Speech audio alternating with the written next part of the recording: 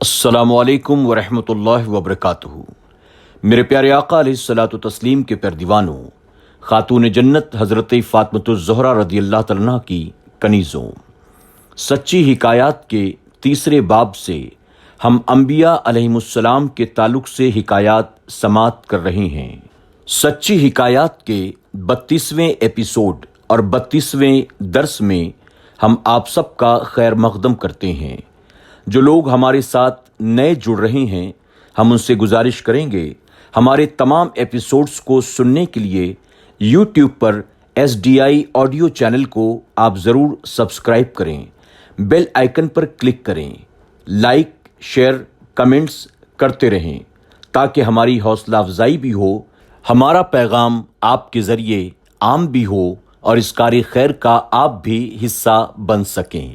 آئیے اگلی حکایت کی طرف بڑھنے سے پہلے نبی رحمت جناب محمد رسول اللہ صلی اللہ تعالی علیہ وسلم کی بارگاہ بے کس پناہ میں ہدیہ غلامی پیش کر لیتے ہیں۔ پڑھیں الصلاۃ والسلام علیک یا رسول اللہ، الصلاۃ والسلام علیک یا حبیب اللہ، الصلاۃ والسلام علیک یا نبی اللہ وعلی آلک واصحابک یا نور اللہ صلی اللہ تعالی علیہ وسلم۔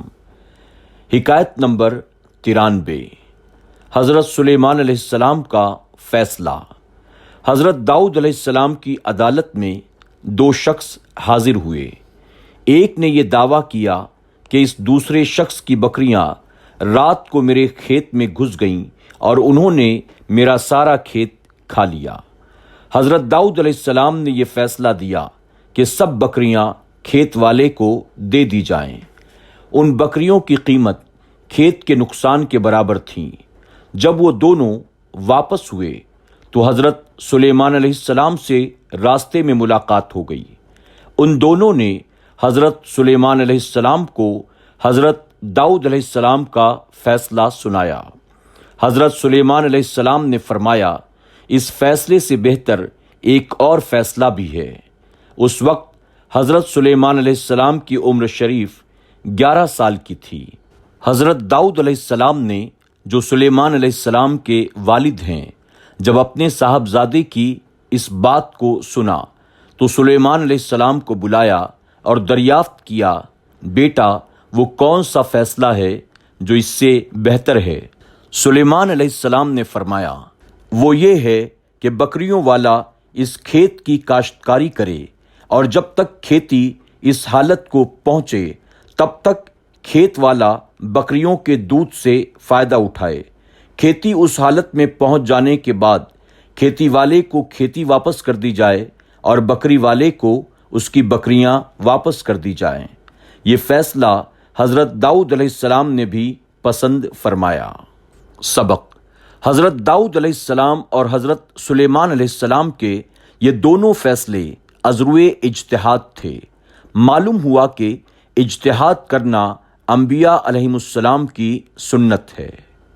حکایت نمبر 94۔ ماں کی ممتا۔ حضرت داؤد علیہ السلام کے زمانے میں دو عورتیں تھیں۔ دونوں کی گود میں دو بیٹے تھے۔ وہ دونوں کہیں جا رہی تھیں۔ راستے میں ایک بھیڑیا آیا، ایک بچے کو اٹھا لے گیا۔ وہ عورت جس کا بچہ بھیڑیا اٹھا کر لے گیا تھا، دوسری عورت کے بچے کو چھین کر بولی، یہ بچہ میرا ہے، بھیڑیا تیرے بچے کو اٹھا کر لے گیا۔ دونوں میں جھگڑا بڑھ گیا تو دونوں حضرت داؤد علیہ السلام کی عدالت میں حاضر ہوئے۔ حضرت داؤد علیہ السلام نے وہ بچہ بڑی عورت کو دلا دیا۔ حضرت سلیمان علیہ السلام کو جب اس بات کی خبر ہوئی، آپ نے فرمایا، ابا جان، ایک فیصلہ میرا بھی ہے۔ وہ یہ ہے کہ ایک چھری منگوائی جائے، میں اس بچے کے 2 ٹکڑے کرتا ہوں اور آدھا بڑی کو اور آدھا چھوٹی کو دے دیتا ہوں۔ یہ فیصلہ سن کر بڑی خاموش رہی اور چھوٹی بولی، حضور آپ بچہ بڑی ہی کو دے دیں لیکن خدا را بچے کے ٹکڑے نہ کیجیے۔ حضرت سلیمان علیہ السلام نے فرمایا، بچہ اس چھوٹی کا ہے جس کے دل میں شفقت مادری پیدا ہو گئی، چنانچہ بچہ چھوٹی کو دے دیا گیا۔ سبحان اللہ۔ سبق: اجتہاد کے ساتھ بڑے بڑے مشکل مسائل بھی حل ہو جاتے ہیں۔ حکایت نمبر 95۔ سلیمان علیہ السلام اور ملک الموت۔ حضرت سلیمان علیہ السلام کے دربار عالی میں ایک آدمی گھبرایا ہوا حاضر ہوا اور عرض کرنے لگا، حضور، ہوا کو حکم دیجئے مجھے سرزمین ہند میں پہنچا دے۔ حضرت سلیمان علیہ السلام نے فرمایا، بات کیا ہوئی؟ یہاں سے کیوں جانا چاہتے ہو؟ وہ کہنے لگا، حضور، ابھی میں نے ملک الموت کو دیکھا ہے جو مجھے گھور گھور کر دیکھ رہا ہے۔ وہ دیکھیے اب بھی گھور رہا ہے۔ حضور، میری خیر نہیں، مجھے ابھی ہند پہنچا دیجئے۔ حضرت سلیمان علیہ السلام نے ہوا کو حکم دیا اور ہوا فوراً اس کو ہند چھوڑ آئی۔ تھوڑی دیر کے بعد ملک الموت حضرت سلیمان علیہ السلام کے پاس حاضر ہوئے اور عرض کرنے لگے، حضور، سنا آپ نے اس آدمی کا قصہ؟ خدا کا مجھے حکم تھا کہ اس شخص کی جان سرزمین ہند پر قبض کروں۔ میں حیران تھا کہ اس کی جان ہند میں قبض کرنے کو فرمایا گیا ہے اور یہ آپ کے پاس کھڑا ہے۔ میں اسی حیرانی میں اسے دیکھ رہا تھا کہ اس نے خود ہی ہند جانے کی تمنا ظاہر کر دی۔ چنانچہ ادھر آپ نے ہوا کو حکم دیا، وہ اسے اڑا کر ہند لے گئی، اور ادھر میں اس کے پیچھے گیا، اور جس وقت وہ سرزمین ہند پر اترا اس کا وقت ہو چکا تھا۔ اسی وقت میں نے وہاں اس کی جان کو قبض کر لیا۔ سبق: موت سے بھاگنا مشکل ہے، جہاں پہنچو یہ آ ہی جائے گی۔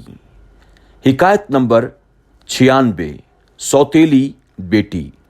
حضرت یحییٰ علیہ السلام کے زمانے میں ایک بادشاہ تھا جس کی بیوی کسی قدر بڑھیا تھی۔ اس بڑھیا کے پہلے شوہر کی ایک نوجوان لڑکی تھی۔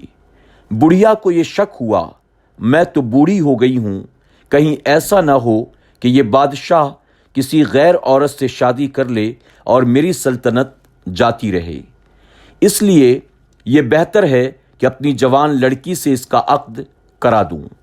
اسی خیال سے ایک دن شادی کا انتظام کر کے حضرت یحییٰ علیہ السلام کو بلا کر پوچھا، میرا یہ ارادہ ہے۔ حضرت یحییٰ علیہ السلام نے فرمایا کہ یہ نکاح حرام ہے، ہرگز جائز نہیں۔ یہ فرما کر حضرت یحییٰ علیہ السلام وہاں سے تشریف لے گئے۔ اس بد خیال دنیا دار بڑھیا کو بہت غصہ آیا، آپ کی دشمن ہو گئی۔ ایک دن موقع پا کر بادشاہ کو شراب پلا کر اپنی بیٹی کو بناؤ سنگار کے ساتھ بادشاہ کے پاس خلوت میں بھیج دیا۔ جب بادشاہ اپنی سوتیلی بیٹی کی طرف راغب ہوا تو بڑھیا نے کہا، میں اس کام کو خوشی سے منظور کرتی ہوں، مگر یحییٰ اجازت نہیں دیتے۔ بادشاہ نے یحییٰ علیہ السلام کو بلا کر پوچھا۔ حضرت یحییٰ علیہ السلام نے فرمایا، یہ تمہاری حقیقی بیٹی ہی کی طرح تم پر حرام ہے۔ بادشاہ نے جلاد کو حکم دیا کہ یحییٰ کو ذبح کر دو۔ فوراً جلادوں نے حضرت یحییٰ علیہ السلام کو شہید کر دیا۔ شہید ہونے کے بعد حضرت یحییٰ علیہ السلام کے سر انور سے آواز آتی ہے، اے بادشاہ، یہ عورت تجھ پر حرام ہے، اے بادشاہ، یہ عورت تجھ پر حرام ہے، اے بادشاہ، یہ عورت تجھ پر ہمیشہ کے لیے حرام ہے۔ سبق: فاسق و فاجر حاکم اپنی نفسانی خواہشات کی تکمیل کے لیے بڑے بڑے ظلم ڈھاتے ہیں۔ فاسقہ و فاجرہ عورتوں کو خوش کرنے کی خاطر اللہ کے پیاروں کے پیچھے پڑ جاتے ہیں، اور اللہ والے پیغام حق پہنچانے میں جان تک کی پرواہ نہیں کرتے۔ السلام علیکم ورحمۃ اللہ وبرکاتہ۔ سچی حکایات کے تمام ایپیسوڈز کو سننے کے لیے یوٹیوب پر SDI آڈیو پر ضرور وزٹ کریں، سبسکرائب کریں، بیل آئیکن پر کلک کریں اور اپنے دوست احباب کے ساتھ ضرور SDI آڈیو کو شیئر کریں۔